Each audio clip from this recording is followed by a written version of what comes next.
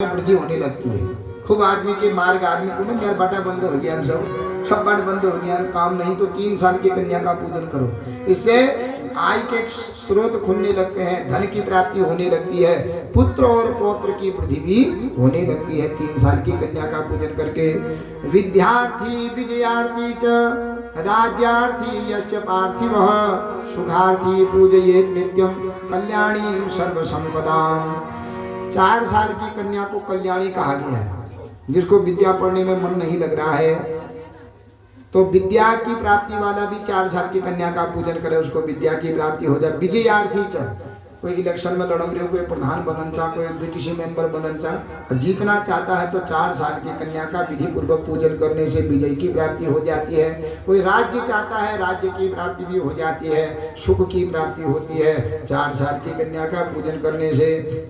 कालिकां शत्रुनाशार्थं पूजयेत् भक्तिपूर्वकं ऐश्वर्य धनकामश्च चंडिकां परिपूजयेत्। और ऐसे शुभ जीवन में शत्रु हो गए हैं, मनुष्य जहाँ जावे जो कर्म कर रहा है यश कोई नहीं दे रहा, अपयश ही अपयश मिल रहा है उसके जीवन में। होता है ना, बहुत आदमी को नाम नहीं, हाथ काट बेले जीवन फिर मेरे हाथ में यश ना।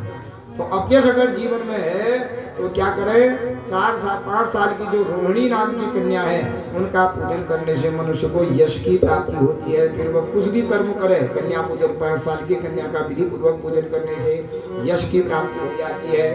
और कालिका 6 साल की कन्या जो कालिका है उनका पूजन करने से काल विनाशिनी काली, मनुष्य खूब रोग हो गया है, शत्रुओं का भय हो गया है और उसके ऊपर मृत्यु मंडरा रही है, गलत स्वप्न देख रहा है कि नहीं, मरे वो को देख रहा है, तो क्या करना चाहिए, 6 साल की जो कन्या कालिका है उन कालिका का विधि पूर्वक पूजन करने से जो मृत्यु काल का भय है और शत्रु का भय उसके सिर से दूर चला जाता है।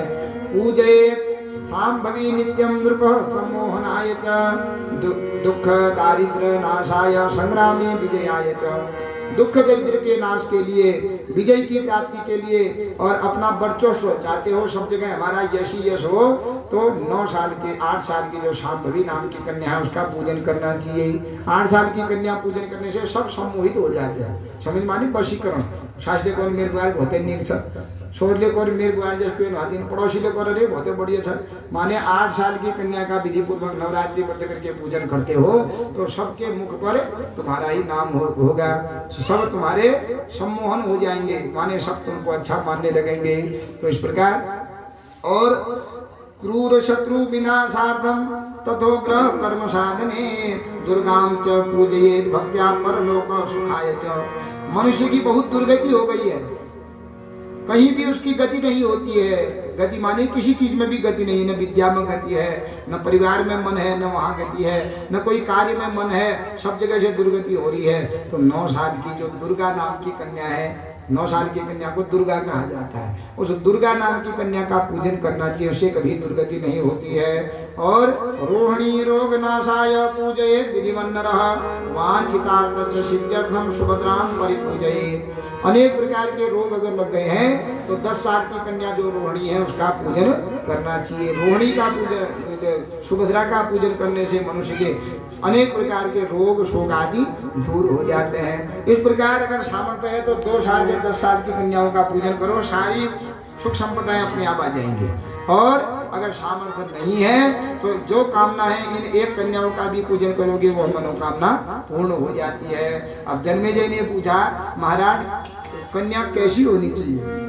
किसी भी वर्ण की कन्या का पूजन किया जा सकता है क्या?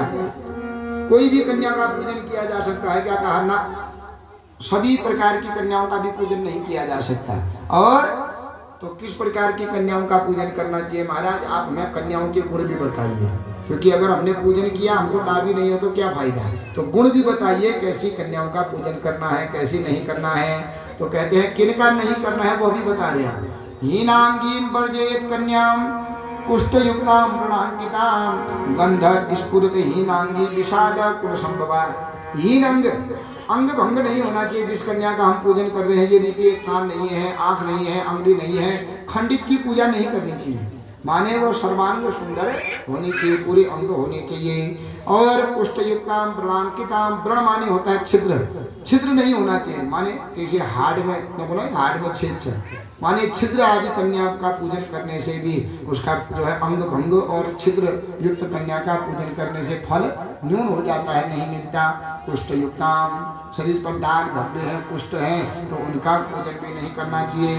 गंध स्फुरित हीनांगी, उसके शरीर से दुर्गंध आती हो तो दुर्गंध युक्त कन्या का भी पूजन नहीं करना चाहिए।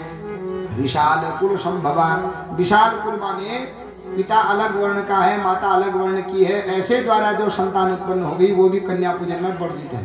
पिताजी ब्राह्मण है, माता क्षत्रिय है, उनके द्वारा उत्पन्न कन्या कन्या पूजन योग्य नहीं कही गई है। इसलिए कहा गया है शास्त्रों में कि जब विवाह होता है अपने ही कुल में करना चाहिए। ब्राह्मण ब्राह्मण से करे, क्षत्रिय क्षत्रिय से करे, और वैश्य वैश्य से करे, शूद्र शूद्र से करे। अपने से अलग जो है उसमें विवाह करने से जो संतान होती है, गीता में भगवान अर्जुन से कह रहे हैं कि उनको वर्ण संकर कहा जाता है, कि अन्न अलग हो गया ना, संकर अलग, पिता अलग कुल का है, माता अलग कुल की है, उनकी जो संतान हो गई वो वर्ण संकर हो गई है। और वर्ण संतान कैसी होती है, गीता में भगवान अर्जुन से कहते हैं शंकरो नरकायैव कुलग्नानां कुलस्य च पतन्ति पितरो येषां लुप्त पुंडोदक क्रियाः।